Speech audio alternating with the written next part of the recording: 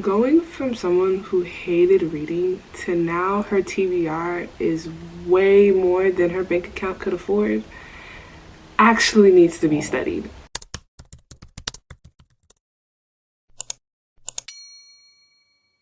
Hey you guys, it's Rihanna. Welcome and welcome back to my channel. Today I will be talking about all things book related. You guys, it's so funny because little me probably never would have thought and we got to this point. Let me just explain. So, short story, as a kid I absolutely hated reading books. In my head, the words will just get jumbled and scribbled. I would skip words, add words in, skip a whole sentence, and I just wasn't understanding what I was reading. It was to the point where people thought I was dyslexic. I never got tested, so we may never know if I actually have dyslexia. People was kind of concerned for me, and that made me hate reading. I was like, you know, I'm a math girly. I like numbers. I can't mess up numbers. But reading, I could always interpret this wrong. It sucks. I hate it. We're not even reading books that I like reading. It was horrible. And I felt like that from elementary all the way up until, I would say, high school. That's when I finally sat down and had to read a book for school, actually. Shout out to my 9th grade teacher, kind of, sort of. She picked 2 books that I really enjoyed. One was The Alchemist by, I think, Paulo Coelho. I'm probably saying his name wrong, I can't remember. And The Great Gatsby, which, you guys, I think The Great Gatsby by Leonardo DiCaprio just came out, if not a year, like 2 years before I got to 9th grade. So I was like, oh, I'm hyped, because just in case I absolutely hate the book, I can watch the movie and still comprehend what's going on.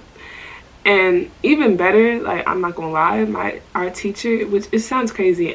Well, no, it doesn't sound crazy because it was high school. We used to popcorn read, so I really definitely didn't mind because we would just go through the book, and half the time I was even reading. I was like, okay, you know, reading may not be that bad. You know, you just have to find a story that you actually enjoy reading. And I think between The Alchemist and The Great Gatsby, I realized you don't hate reading, you just hated what you were reading. And that's okay. The next year, same thing.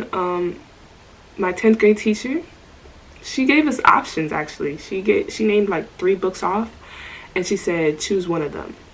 And everybody, I think they were either choosing Catcher in the Rye. It was like another option everybody was like reading. And nobody chose Maya Angelou. And it was so funny to me because my mom legit gave me a physical copy of the book. She said, hey, like, you know, somebody gave me this book. Do you want to read it? I was like, okay, sure. Like, it's Maya Angelou. I loved Maya Angelou at the time. Still do to this day. And it was her book called Why Does the Caged Bird Sing? OMG. So I was like, oh, it's Maya Angelou. I kind of semi like reading now. I'll read it just for fun. Started reading it just for fun. Just for the next week, my 10th grade teacher says, oh yeah, like, we'll be reading these. Well, you guys have options. It's these 3 books. You guys pick which one you want to read. And of course, I chose Why Does the Caged Bird Sing? Because I was reading it anyways for fun, which made the project even better because I was like, oh my gosh, like, I'm already reading the book and I actually like it. Very traumatic trigger warning if we're going to read that book, but I 10 out of 10 recommend, 5 stars out of me. Actually, all the books that I mentioned just now, 10 out of 10 recommend. I fell in love with reading, and honestly, shout out to all my high school teachers because I feel as though from 9th grade to 11th grade, they picked books that we actually liked. If it wasn't romance books or fantasy, it was dystopian. If it wasn't dystopian, it was nonfiction. Like, it was, every single book in high school made me realize you don't suck at reading. You just don't like certain books, and that's okay. We just gotta find books that you like. So yeah, fast forward, went to college, still continue to read. I think especially during the summer when, you know, classes were over or I wasn't having summer classes, or while I was working in the day, at night when I come home trying to wind down, I read so many books. And this is college. Shout out to college, because I learned how to understand books on a deeper level. I'm not saying I didn't learn that in high school, but high school, I feel like it was very like concrete, black and white, like this is what it is. Like basically, if you wasn't going to come up with the conclusion, the teacher's going to tell you like, oh yeah, this is what the book is about. However, in college, you know, writing thesis and everything, there was no professor that's going to walk you through it. They're like, this is an assignment, this is the book, you guys read it and interpret it how you would interpret the book. And I realized everybody usually came up with the same conclusion. It was just like a different process on how they got there, or it was like little twangs like, oh well, I really didn't see it as this, I seen it as that. And I loved college for that. And ever since I learned, oh wow, like these books could be interpreted in any ways. Like not only that, these books, like I don't know, I just learned how to actually comprehend and understand the book and not just read it because I need to read it. So when I actually did get free time during the summer, during college, I don't know, I just fell in love with books. I specifically remember the first book that I read like just for fun during summer. I think it was Stay Single. Give me a second. I saved it because yes, you guys should follow me on Pinterest, link in the bottom. If you ever want to get a hint on what I'm gonna post next, I do have my thumbnails on there. Or you want to see what I'm reading currently, just join my Pinterest. Anyways, so the first book that I fell in love with and started reading in college was Single on Purpose by John Kim. When I tell you guys, that book, it changed my whole life because, y'all, I don't know. I feel like, especially in college and high school, they try to trick you and be like, oh, like, you need to be in a relationship. You need to do this. You need to do that. And I always felt like the oddball out. And I was like, well, why do we have to do this? Why can't we just be alone and be by ourselves and love being by ourselves? So when I read Single on Purpose, it blew my mind because I was like, yes, this is exactly how I feel, just in a book. Ever since then, been on a reading journey, and that brings us to present day. In 2026, as one of my goals for 2026 was to read 36 books.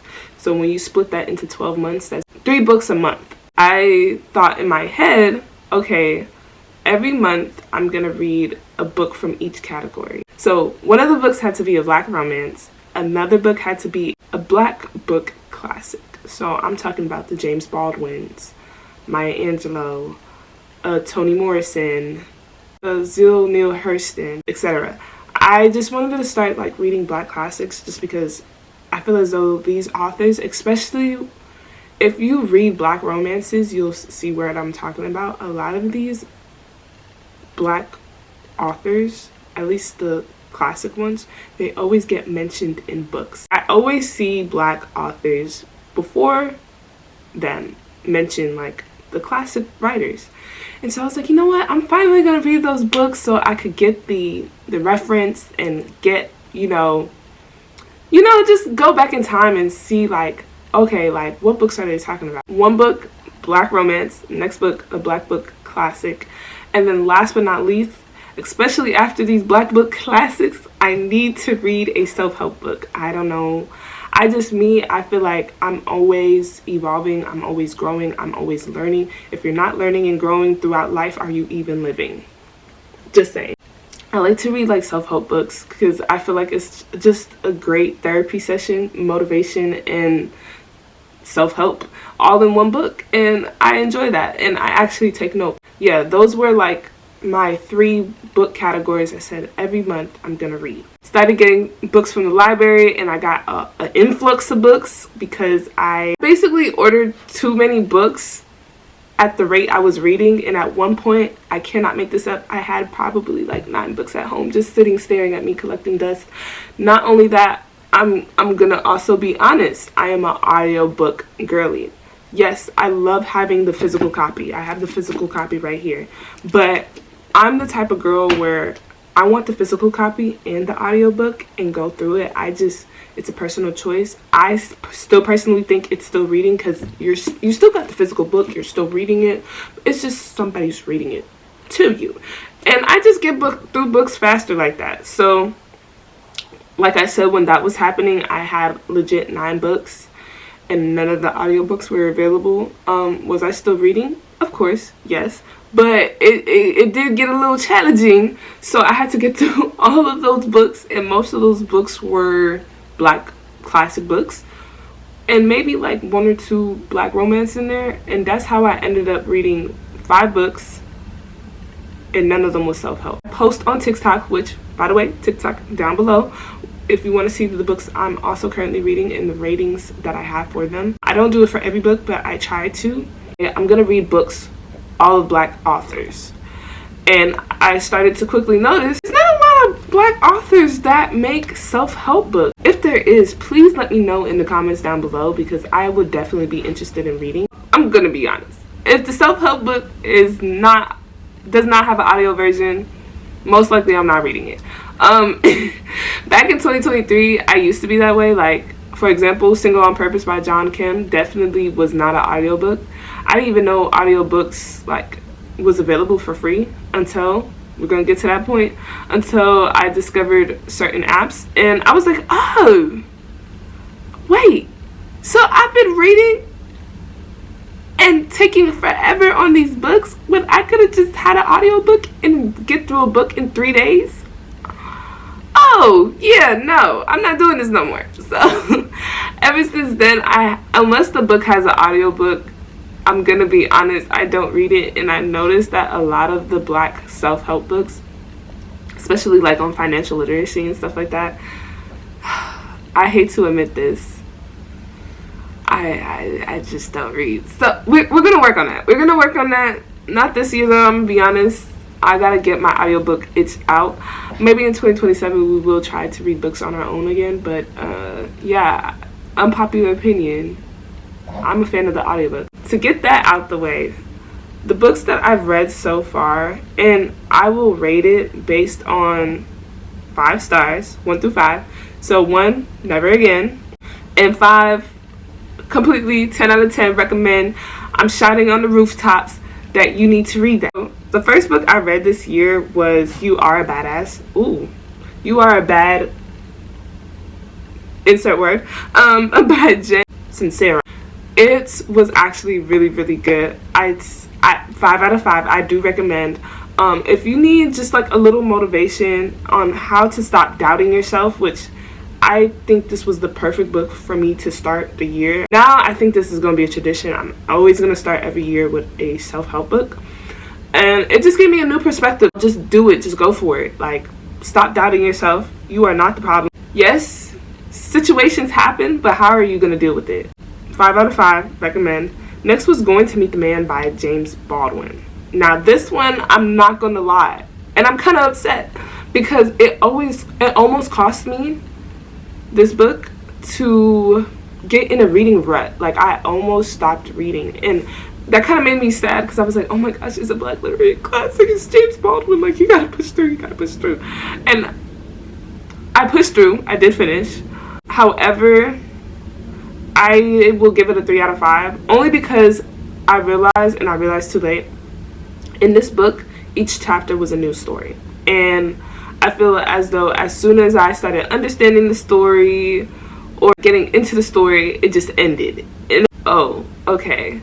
And then we met a whole bunch of new characters and they never connected. And do I blame myself? Definitely, because I'm gonna be honest, I'm the type of the person where I do read a book by its cover. If I like the cover and I like the title and I semi know the author, I'm just gonna read it. I don't look at the description of what the book is gonna be about. I don't look at who's recommending it, if it's a New York bestseller. Like, I don't look at any of that. I just look at the cover, the title, and the author. And if it looks interesting, if it seems like it's something I would like just based off the cover, I read it. And because I seen James Baldwin, I was like, oh yeah, I'm gonna read it because it's James Baldwin. And I almost did not like James Baldwin after. And it's crazy because before this, I read If Beale Street Could Talk, and I loved that book. I was like, oh my gosh, this is so good. Like, I feel enlightened. Like, yes, like I'm a James Baldwin fan based off of one book. Just to read this, and I was like, ooh. Don't get me wrong, it was an okay book. Some chapters I liked way more than others. I think I only liked, for real, maybe two or three chapters. It definitely made you think about society and where we are today, and comparing it to the time when he was writing this book to the time now. I'm like, wow. I mean, a lot has changed, but we still have so much work to go. Anyways, that's a whole nother thing. I would say it's a 3 out of 5. If you like James Baldwin, go for it, but would I recommend? 6, 7. Next was Grown Woman by Sarai Johnson. Another book. OMG. That was definitely a 5 out of 5 choice. It was about like 3 generations of women and how they deal with past trauma in every generation, and how they low-key pass their trauma to the next generation. It was so good because it just opened my mind on how like our relationship with our parents, our grandparents, is definitely heavily influenced on how they were raised and what they went through, and how they could subconsciously pass down things they didn't even know impacted them or how they felt. So interesting. Definitely loved it. She was also I think an HBCU grad. She graduated, the author graduated from Howard University, and then she went to American University, which, shout out to my childhood best friend. She also went to American University, so I was like, oh, let me read, and ended up falling in love with the book. So 10 out of 10, recommend. Y'all should read. Next was A Creative Way of Being by Rick Rubin. That's another one. I have mixed emotions.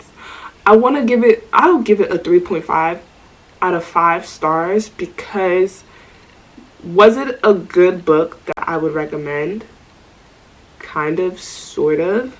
But my problem with the book is that everything he was saying is stuff that I already do. And I almost didn't finish the book because it was giving you advice. I feel like this would be great advice for someone who is scared to go out and be creative and do whatever art form they want to do.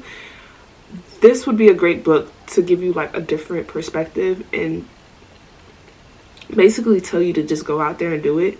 You know, I'd rather you mess up 100 times than try one time and it's like subpar work. That's basically what it's getting you to that point.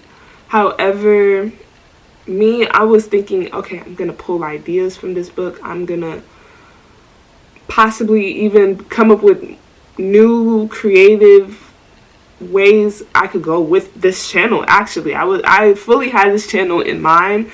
So when he was telling me, oh, just go out there and do it, I'm like, I'm already doing it. Just keep going, be consistent. I'm like, I'm already being consistent. Ooh, I don't know if this book is really for me, but I would still recommend it for someone who is scared or just don't know where to start, how to start, or how to go about it.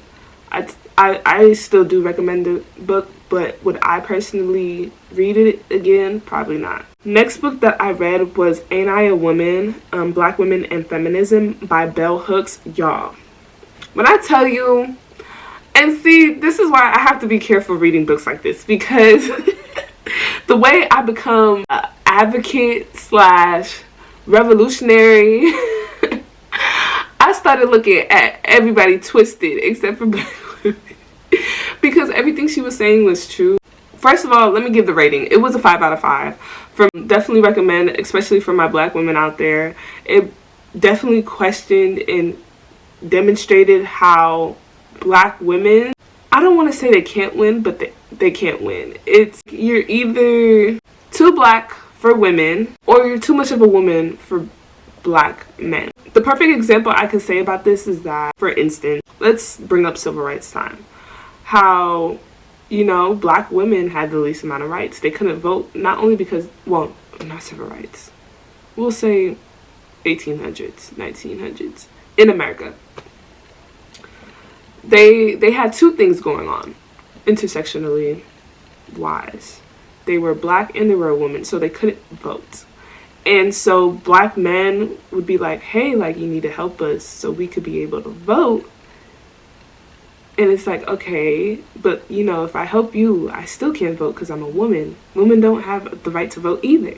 But when you try to advocate for women's rights to vote, the women, not all, but some of them, would also be like, oh, I don't want you to help us because you can't have rights before we do. Like, how dare a black woman at that, or black people in general, have more rights than me, your counterpart, a white woman. So it was so interesting to see that. And how she also questioned literary books on how they were speaking on black women throughout the times.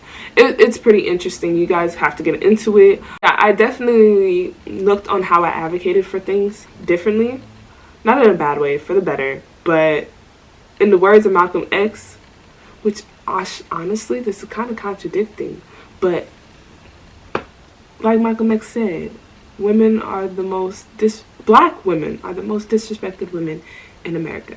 And it's so funny because now thinking back at it, Bell Hooks definitely criticized Malcolm X in the certain things he did.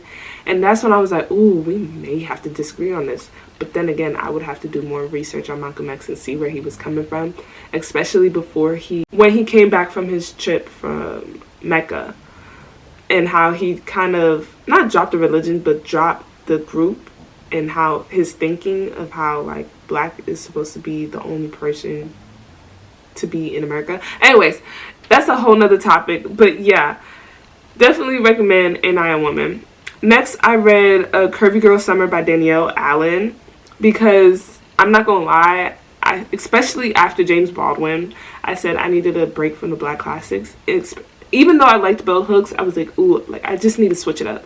So I started reading Curvy Girl Summer by Danielle Allen, and definitely, once again, 5 out of 5. I recommend. It was about a girl who, she's about to turn 30, and with pressures from not only her family but herself as well, I need to find a man before my birthday. She starts going on a ton of dating app dates at this bar, but she kind of has her eye on the bartender, and you just have to read the book and see how it turns out. I'm not gonna lie, this book is a little spicy. I can't lie, it's a little spicy. I was reading some of the parts, I was like, oh, okay, girl, like, you better get it. But I definitely love the book. It definitely got me out of my like reading rut, because to be honest, I was only reading Bell Hooks at that point because I think something was about to expire, and I was like, okay, like, I need to read this book now. I think I had to like take back the book.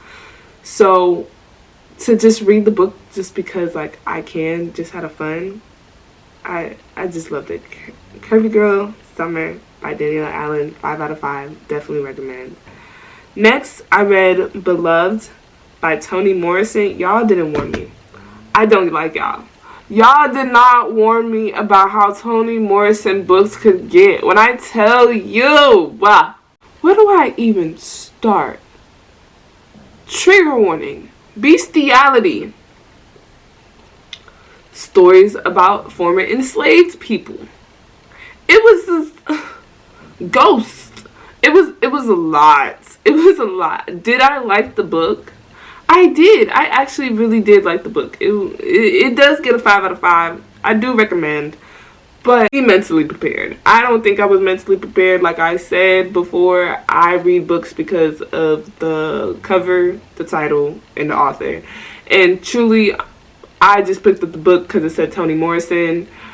And I quickly learned, girl, we may have to start reading what these books may be about, because yo, I had to take that in breaks and sections, because it was just mentally, I laughed, but I laughed to keep from crying, and I mean that so wholeheartedly. The way, and to even think like, yes, this is not a real story, but it's based on true events, and the fact that's our history, and people were actually forced to make decisions like that and live with that after. It's just a lot. It was definitely mentally taxing.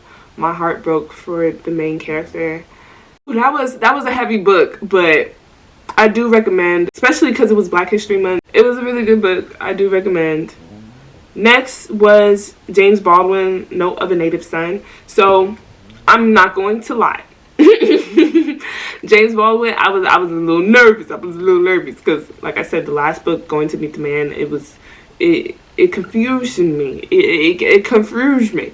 So when I read this next book, I actually did like it. I think it was I'm between giving it a 4 out of 5 and a 5 out of 5. I'll just say 4.5. It was a nonfiction. It was about James Baldwin's story, his criticism on media and how Black people are being portrayed, as well as his relationship with his father and how that influenced his life. I liked it. I really did, because it gave me perspective on who James Baldwin is and why his books are the way they are. Honestly, if he was still alive today, he would hate Tyler Perry. And I mean this in the sense of he hated how Black people were depicted as either the Jezebel or the Mammy. And quite frankly, and don't get me wrong, did I used to love Medea and still to this day love his old films? Yes. However, it definitely gives either the Mammy role or the Jezebel role, and he critiques he doesn't critique Tyler Perry specifically. That was just an example. He critiques different medias, whether it's through books and certain films throughout history, and how this might have looked like an accomplishment for us, but now looking back on it, it really wasn't, because now white people think this is okay. It's once again, you have to read it so you could really fully understand what I'm trying to say, because I don't have the book physically in front of me, I just don't vividly remember.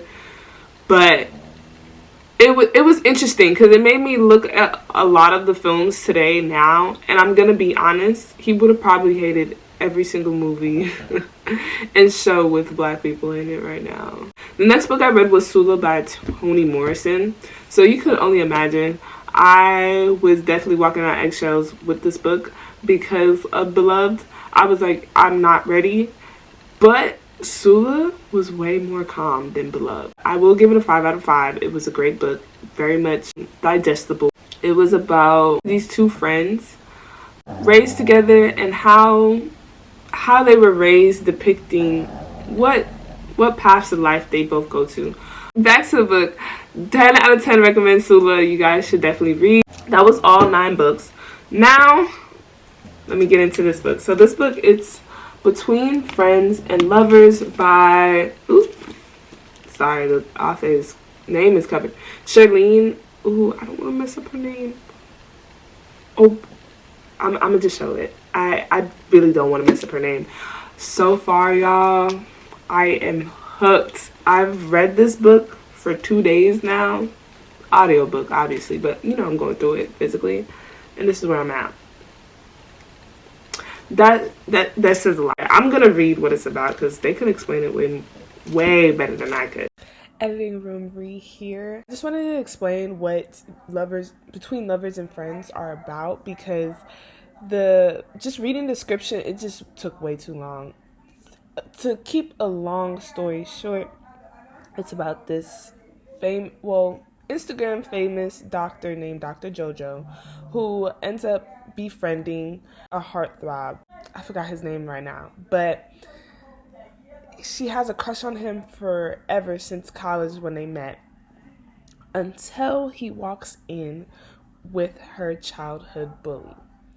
In the same time, she meets a wonderful writer named Malcolm Waters.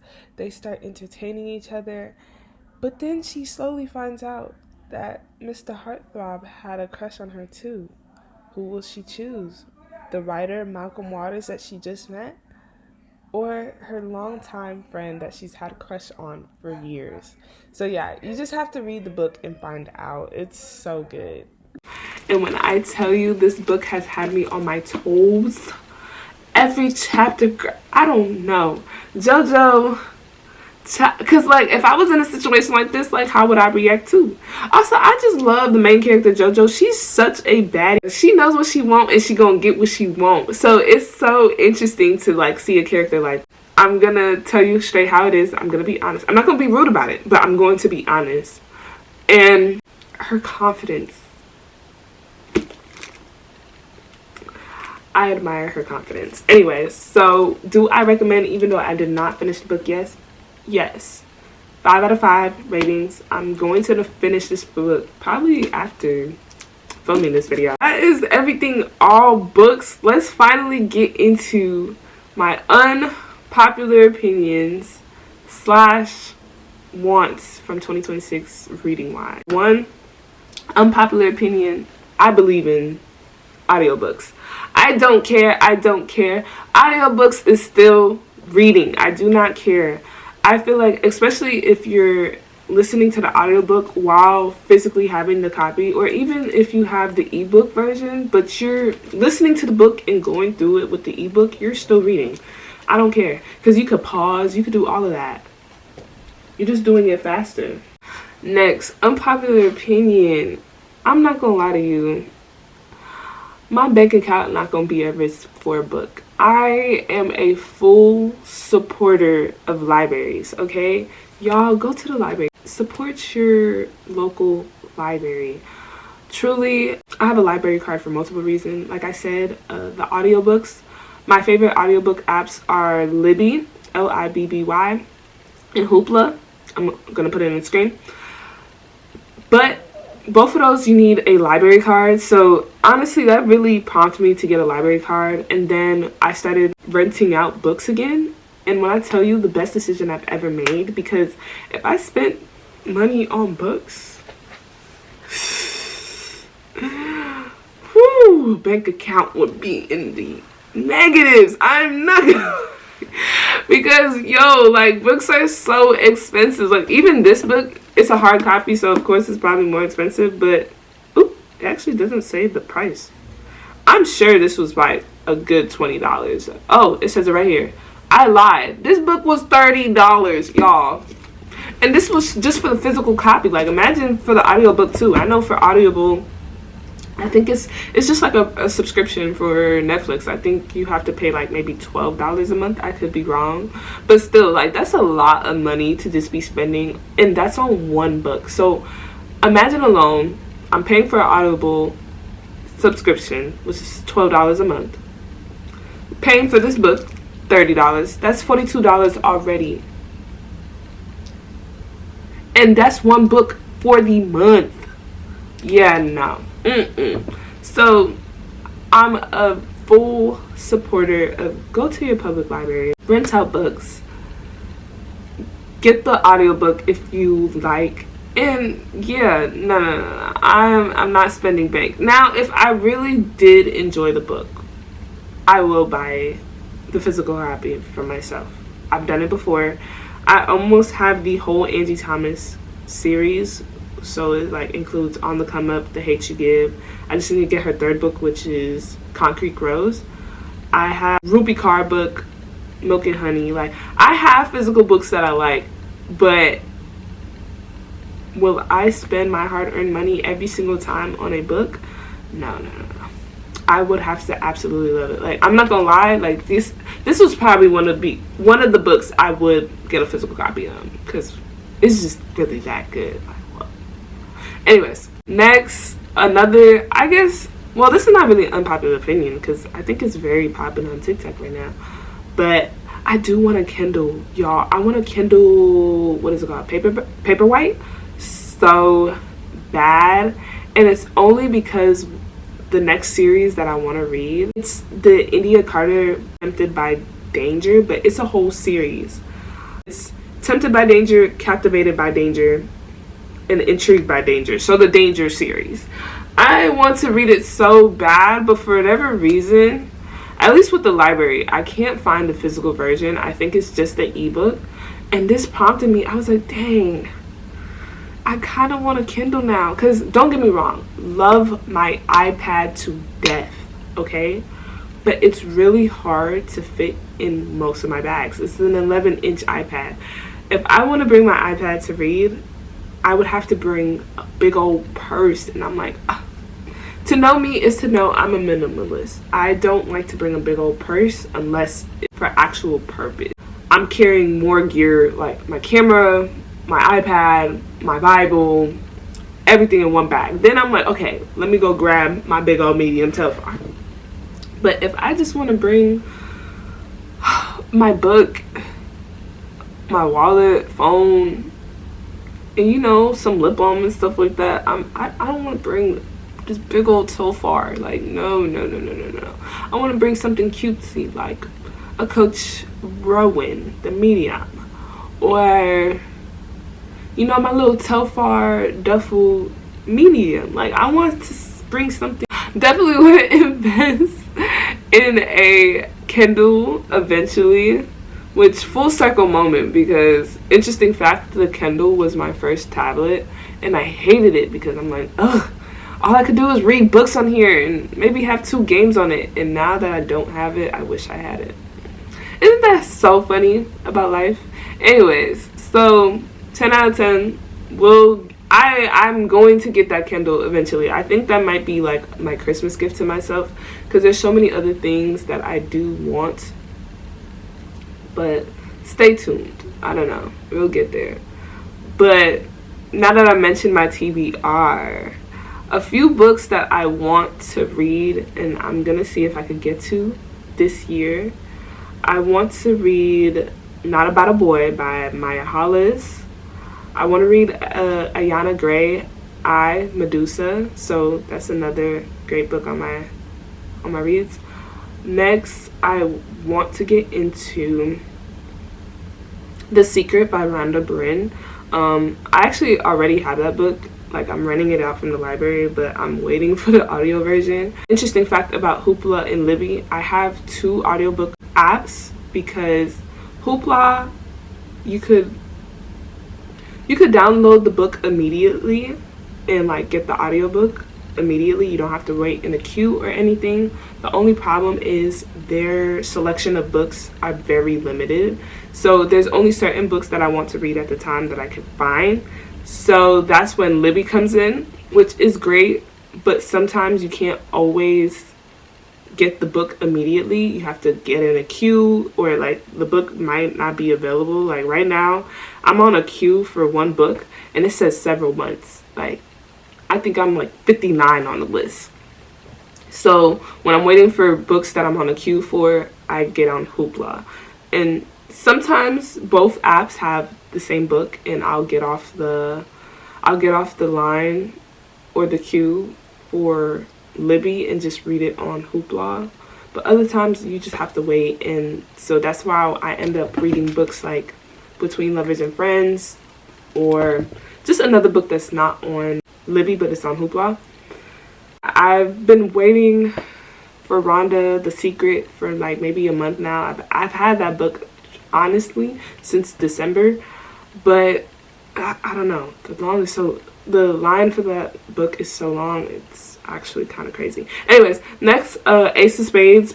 Don't want to mess up her name, so the title will be right here. Like I mentioned before, the Danger series.